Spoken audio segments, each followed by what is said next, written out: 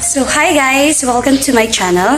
For today's video, I gotta discuss the delta Y connection or the delta Y transformer connection, voltage and current relationship, and its phasor diagram with its corresponding angle. So let's begin. So I have here a three-phase transformer diagram with two windings. So this is the primary side and this would be the secondary. So this is two marks represent the polarity side of winding, and this is two parallel lines indicate the magnetic coupling. And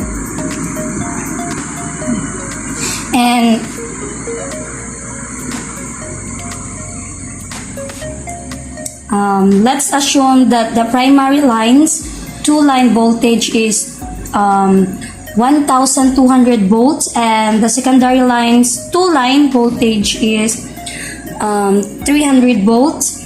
So well, assign the capital A, B, and C, the primary winding and the lower case of A, B, and C to the secondary winding. So since we are illustrating a delta E connection, let's start by the connecting or secondary in E. So now let's connect A, B, and C together, and we're going to ground a neutral wire from non-polarity side of A to non-polarity side of B and C, wire which we could Y grounded transformer connection and has various characteristic. Then Y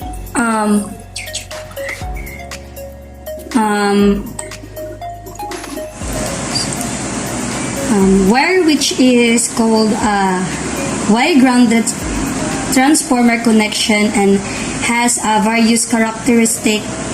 Then Y grounded transformer connection in its delta Y connection. So now connect the primary winding like this. So we understand that phase voltage are voltage measure across transformer windings. So the primary phase A voltage, which is the measured across the polarity side winding and non-polarity side of winding A. So muna siya together with B and C on the secondary side. The secondary phase A, B, and C. The secondary phase A, B, and C voltage. This is our line A, B, and C. This is our line A, B, and C. Voltage line to line measured across the two line. So this is the voltage line to line AB, voltage to line BC, and voltage to line CA.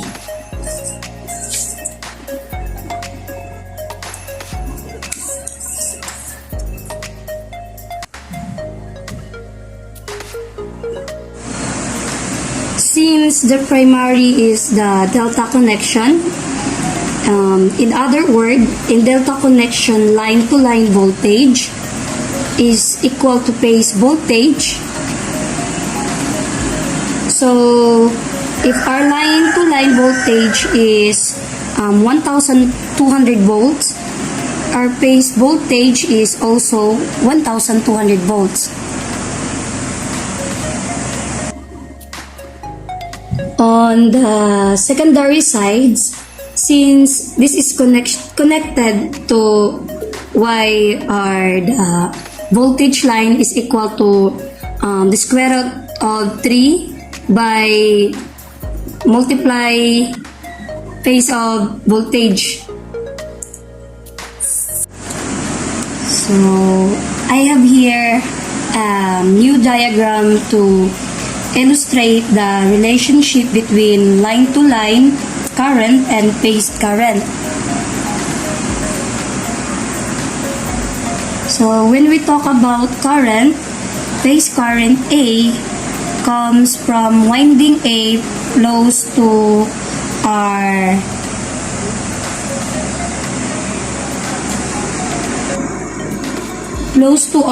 load, as well as phase current B and C. Since this is the Y connection, the line-to-line current is equal to the phase current.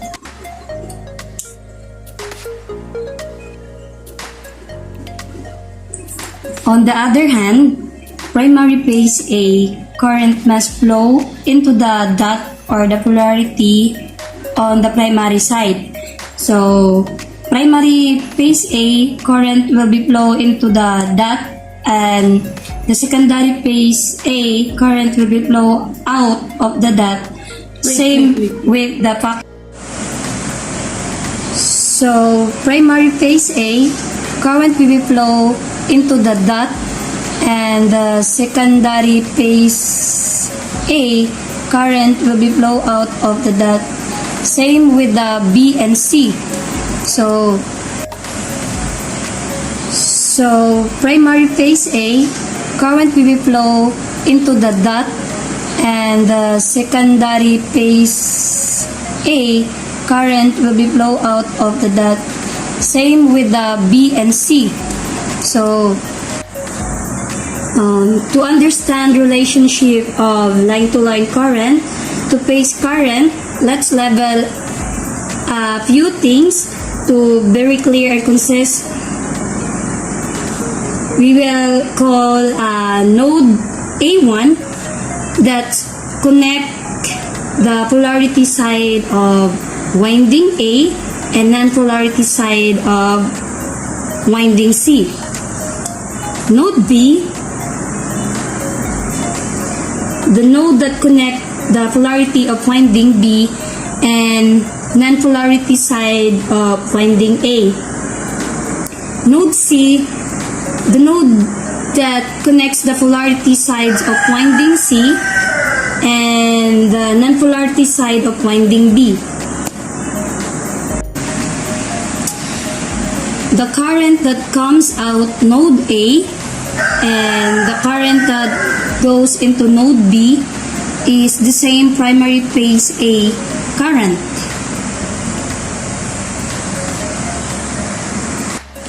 So the current that comes out node B and the currents that goes into node C, the same primary phase B current.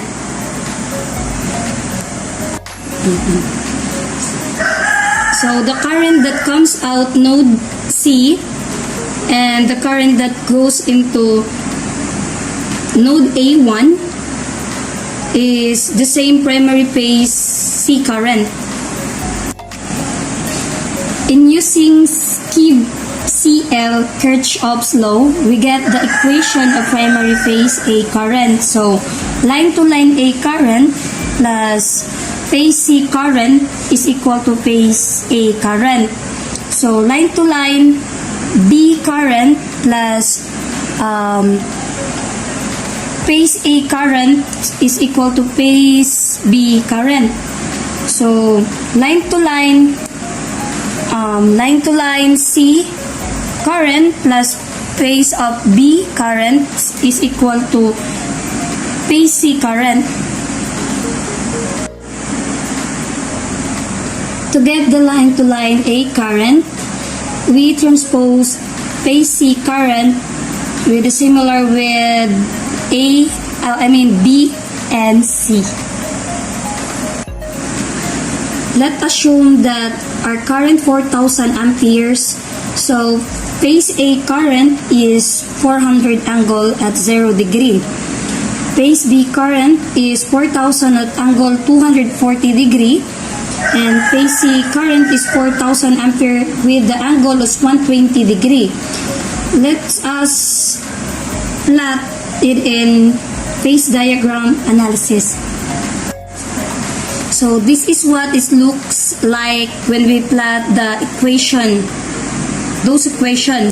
So when getting line to line current A, here in our phasor diagram, we simply put the negative phase C current here. So the resulting vector would be our line to line current A, and similar with line to line current B, we simply put here the negative phase current A, and the resulting vector would be our line to line current of B,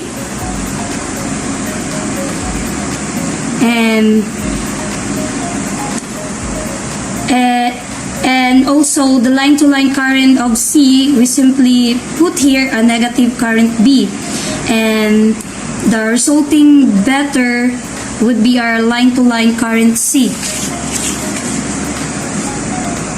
So would be our line to line current C.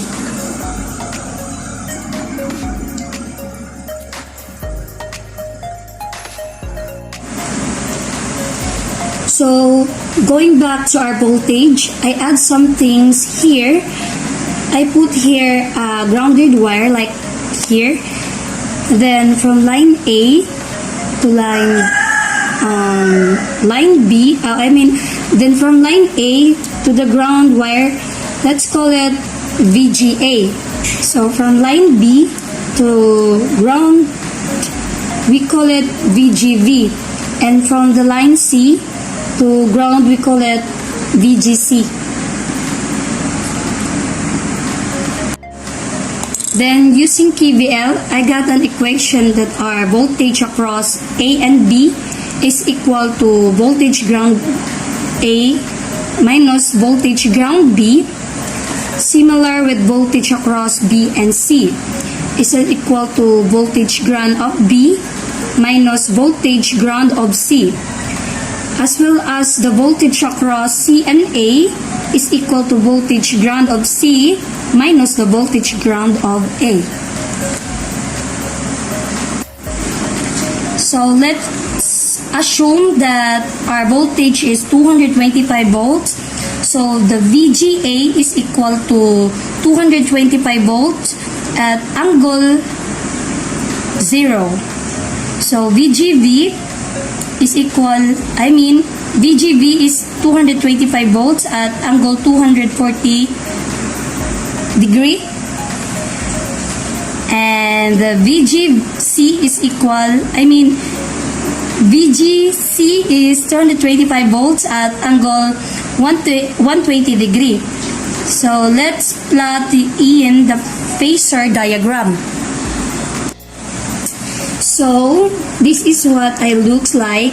So in getting our VAB, we put our negative VGV, then the resulting vector would be VAB. Then here we put the negative VGC. Here are the resulting vector would be VBC. Then VCA would be put negative VGA here. The resulting vector would be our VCA.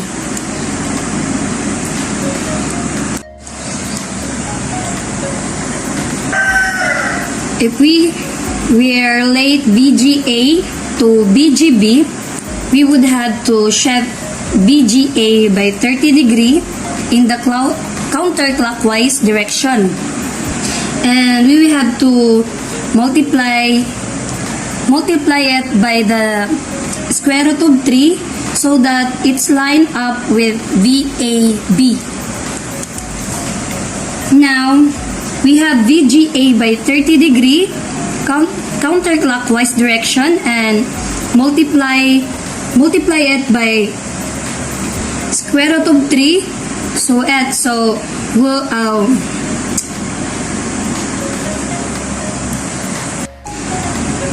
now we have VGA by 30 degree counterclockwise direction and multiply it by square root of 3. So would overlaps VAB, which means that VAB is equal to the square root of 3 multiply by VGA at angle 30 degree. Similar with VC and VCA.